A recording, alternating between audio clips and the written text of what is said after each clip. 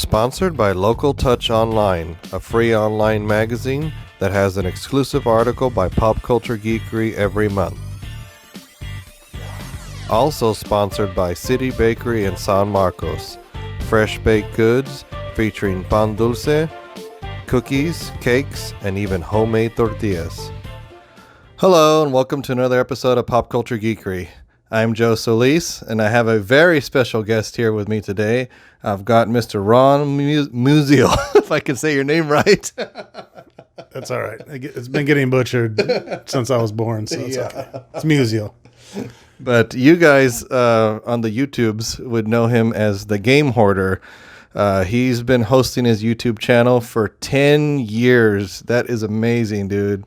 I mean, what originally, we won't get too far into your history here, but right. What originally prompted you to start on YouTube?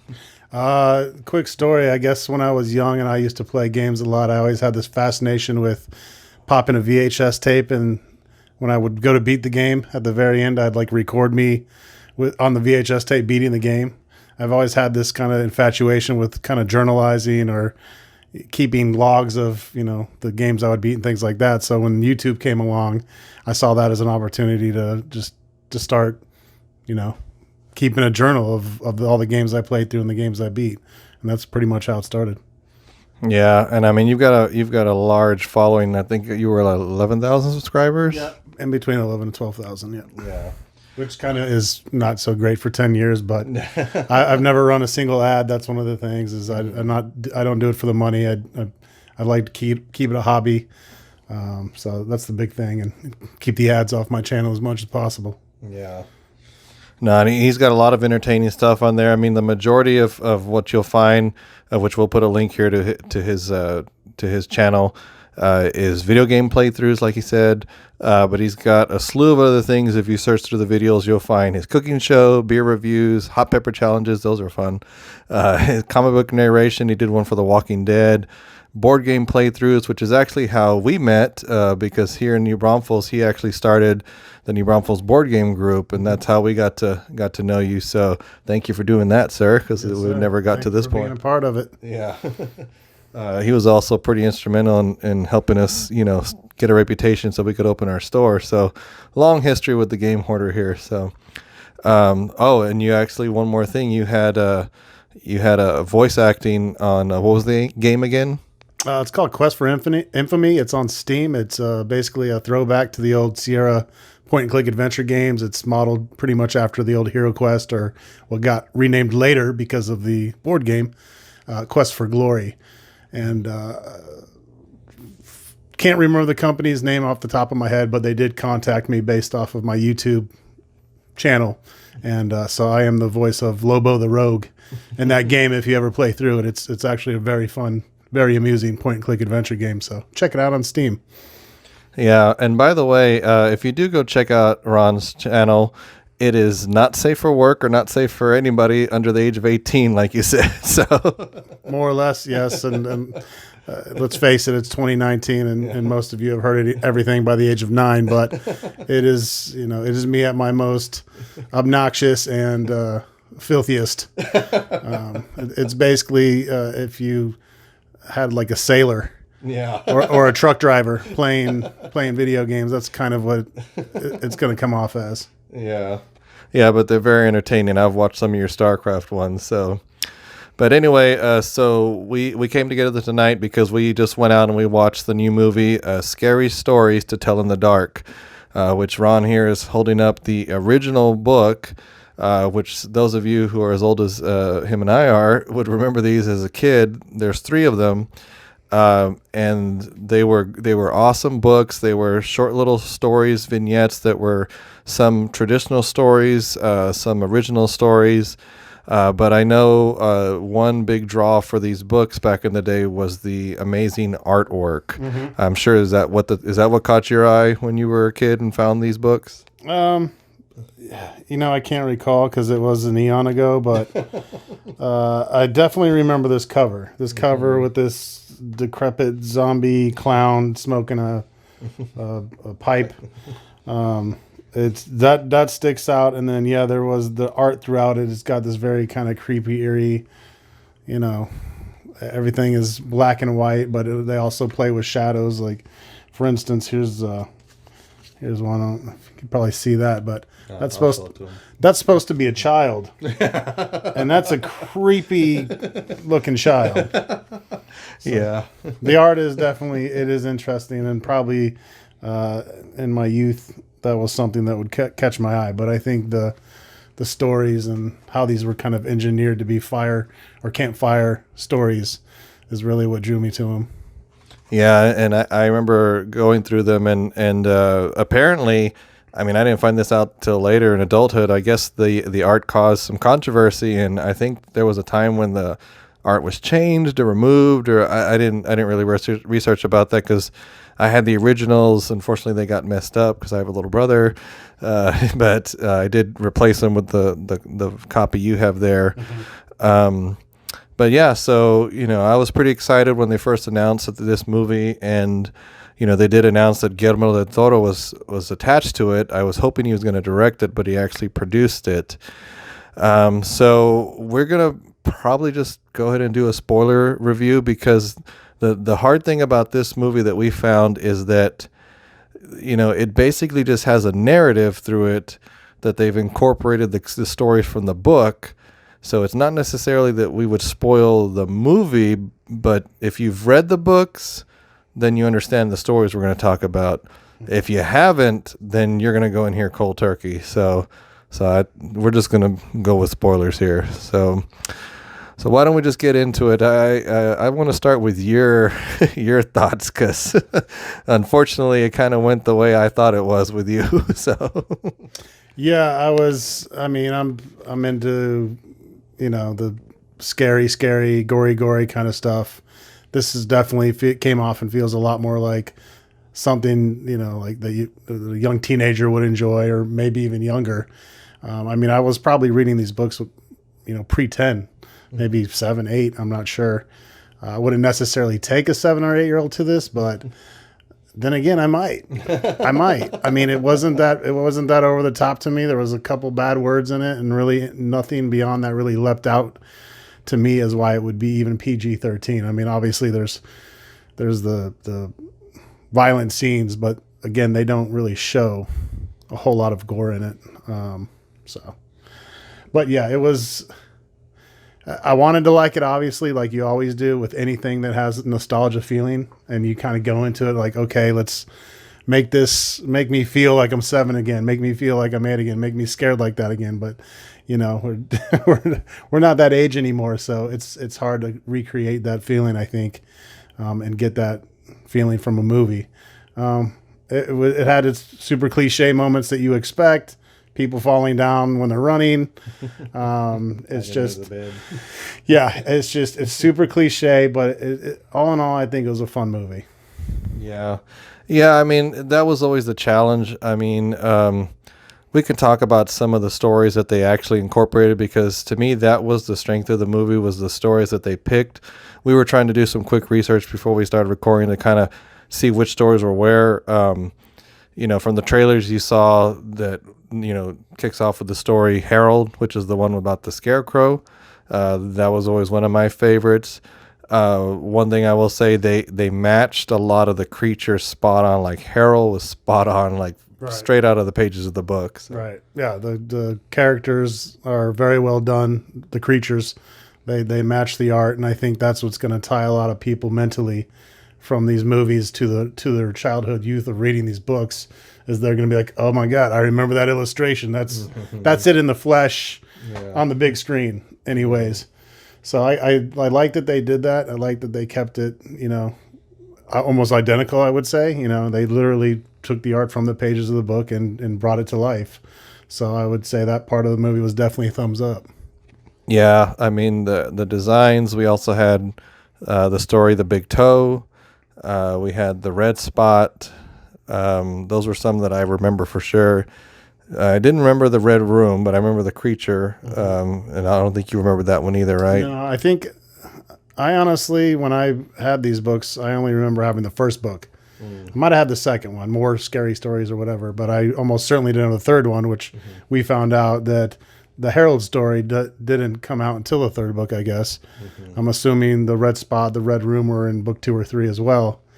So I don't remember those, but a lot of the other stories, like the Big Toe, the Mitai Doti Walker, and a couple of the other ones, I believe, were in the first book, in the very first chapter, which is completely just tailored for you to tell around a campfire or, a low lit room. And at the end of it, it's a jump scare for your friends. Yeah. So. Yeah, I feel like I did some of those at some point in some party or something growing up. So, but yeah, we also had like you said, the Mitai Do Walker, which introduced the Jangly Man, which I don't know, like we said, I don't think it was in there like that. I feel like they created that creature. Right. It was the most CGI of all of them. I was afraid that wasn't going to look very good. I don't know if they fixed it before it got into the theaters, but I thought it looked better than it did in the trailer. I was kind of worried. Other than that, yeah, everything else, there was definitely some CGI in the other monsters, but it seemed like there was more enhancing them instead of just straight up full CGI like he was. I mean, yeah, I did enjoy it. I mean, the group of kids in it were pretty good. I mean, the stakes were high. Some of them, didn't make it. So right. They kind of pulled into this Final Destination feel to where the kids right off the bat knew that doom was impending, and it was the movie is more or less them trying to figure a way out of it, kind of like Final Destination, where your kids are getting picked off left and right, and they know there's a ticker timer going down, and that's how they kind of tie in all these stories. Is someone's writing these stories, and each one of these different actors in the movie are a part of each of those stories, and then they kind of collaborate it all together under one narration, which was an interesting take. Joe had actually mentioned that he and I both think this would be better as a series. You could chop these up into, episodic type stories. And I think that would have maybe played out a little bit better. Just do each story as maybe a 30-minute episode, and then you can just focus on that and not bring in all this extra narrative from outside, and just keep the stories the way they were meant to be. Then again, the stories on average are about 2 pages. Yeah. So there was a lot of, I guess, exposition or whatever you call it, where they need to add, filler. Yeah. I mean, kind of like Tales from the Crypt, kind of like that style. I would love to see that. Like these stories done in a Tales of the Crypt or Tales from the Dark Side was another show I was in love with growing up. Both those shows made me jump right in bed with mommy and daddy, and so. But I don't think I'm going to be doing that tonight. Yeah. Yeah, and I thought it was rated PG-13, and that's obvious, like you were saying earlier, that they want teenagers to go watch it. They certainly didn't want to do a hard R, so that way they take away a huge audience. I mean, some of the things it's got going for it, as far as whether or not it's going to be successful, there's not really any big names in it, which also I guess helps with the stakes, because it's not like anybody's like a star to where you're like, oh yeah, this person's not going to die, So that kind of helped, but hopefully it helped keep the cost down too, because I would like to see more. We were looking through some of the other art online. I know there's a lot of other stories I didn't even touch on. I mean, I don't know this gimmick of the stories being written and them being threatened to die. I don't know if it'll work again, but maybe they could try to get creative about how to use the stories in the second one, because they definitely leave it open for more. So what do you think about that? Yeah, I mean, you definitely get this feeling that they're going to do more with it, I guess, if they make enough money off of this one. But hopefully I don't know. I would like to see it get creepier, scarier, gorier. Because these books, these stories from these books were kind of like the pinnacle of childhood scariness. Yeah. Like there was other scary books. Like to me, I was too old by the time Goosebumps came around, so I can't really relate the two. But to me, these have kind of like a just more adult, creepy vibe to them. The stories themselves, than a lot of the other stories. So I'd like to see it go rated R, honestly. Yeah. Yeah. Well, I mean, I would have enjoyed it more if it was just a bit more geared toward, Yeah. an adult audience. But it is what it is. Kind of like It.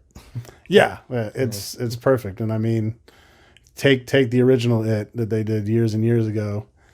That's something now where you watch it and it's still a little creepy. I mean, that I forget the old actor's name, but the old school Pennywise was unbelievably creepy for that time, and completely made that movie, I think. Yeah. But the new revamped one, I mean, they did such an excellent job, like keeping that creepy feeling that you felt when you were a kid, but now they're making you feel it as an adult. Yeah. And I thought that's why that movie was a success. This kind of, I could feel the strings of my youth being pulled as I was watching this, and I was trying really hard to like it, which that's not usually a good thing. Yeah. If you feel yourself having to do that just because you're tied to that nostalgia of that, particular book or movie or game. So in that aspect, the movie kind of failed me. But again, it was fun. I think it's definitely worth one watch. You might say, wait for it on Netflix. I don't know. Yeah. For me, those movies are always going to be a little bit better on the big screen because you're enveloped in that sound and the picture and everything. So, watching it on your phone or watching it on a 50-inch screen or whatever, you're just not going to have the same effect, I don't think. Yeah. No, well, we can go ahead and talk about our ratings. Sarah always makes fun of me because of my rating system. It's a scale of 1 to 10. Me, a 5 is an average movie. I'll just go first so you can kind of get an idea. But That's 5 average. Why is it average? Because it's in the middle. It's in the middle. Yeah, a lot of people take 5 as like a really bad movie, but I don't know. To me, it just leaves more of a range. It's like right. Yeah. No, yeah. But if you think about it, 5 is the median. But yeah, that's what I meant. It does feel like a slap in the face. Yeah. Like the physical factor with humans is a 1 to 10. If you told me I was a 5, I'd probably try to choke you out. Yeah, I can see that, but that's the thing. It's like average. Yeah. That's exactly what I'm saying. If you're a 5, I mean, you're just an average human being. I'm not excited by you one way or the other. So it's like, all right, let's do it. I like it. But I mean, I have to give it a little bit of points because it did get the monsters right, but not too much. I think I'm just going to settle on a 6 out of 10. So What do you think? I'd give it a 6.66 out of 10 just because that's who I am. But yeah, I think in between a 6 or a 7 is fair. Probably would lean more toward a 6 just because, I mean, let's face it. It was, I didn't walk out of there mind blown or anything. I didn't walk out of there like, yes, this is exactly what it should have been. But you are right. They nailed the creatures themselves, the monsters, whatever, right out of the book. If you have any familiarity with the books as a child, then that might freak you out in itself. Just realizing, oh my gosh, these pictures they've come to life now. Yeah. I think the story definitely could have been written better. There could have been less cliche stuff in there. There was a Mexican actor who they had to put racial type of things in there. He had to have a switchblade, and it's like, why even bother putting that in there? There's enough of that crap going around outside of the theater. Yeah. So, and it's not in these books. There's, the movie takes place in 1968, I believe. Yeah. So of course that was there, but I just didn't feel like it was needed. I feel like that always seems like it has to be in a movie. There has to be at least one racist white cop somewhere in a movie in 1968. Yeah. So. But all right, guys. So definitely, if you are of age, check out the Game Hoarder. He's got a lot of fun stuff. Just want to thank those of you who have subscribed. If you haven't subscribed yet, please subscribe. And yes, you can also subscribe to the Game Hoarder. Let's keep pushing his numbers up there to 12,000. But yeah, so just keep watching, guys. I mean, the summer season's kind of winding down here, but as you've seen lately, we've been posting a lot of other fun videos. And so we're gonna have a better mixture, hopefully, as we go into the fall here, and as the movies start slowing down, we still have some conventions to do. So just keep watching, and we'll see you guys next time.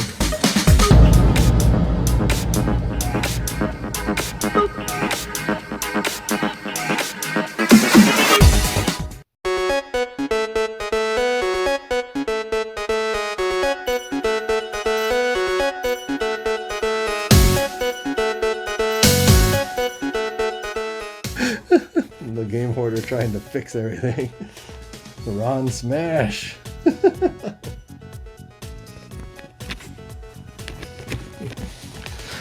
Alright, so this is going to be a Game Hoarder exclusive now, so only for you Game Hoarder subscribers. Here's what Ron really thought of this movie. This review is about the movie Scary Fucking Stories. Don't go see this movie in the theater. Don't waste your fucking money. Get this book off Amazon for $3 and read it instead. This book will make you shit your pants more than the movie ever will make you shit your pants. Okay? The stories that we go over, there's a big fucking badass scarecrow called Harold. He goes around pitchforking people. There's a story about this lady who, this motherfucker eats her big toe, and she's all pissed off. She goes and murders that bitch. There's this red spot story where this bitch gets a spider pimple on her face, and they all jump out, and they're crawling up her asshole and stuff. Totally, yeah. So yeah, the movie sucks. Fuck this movie. And fuck this fucking Pokemon. All right, that's it. All right. That's it. I'm done. Give me my check.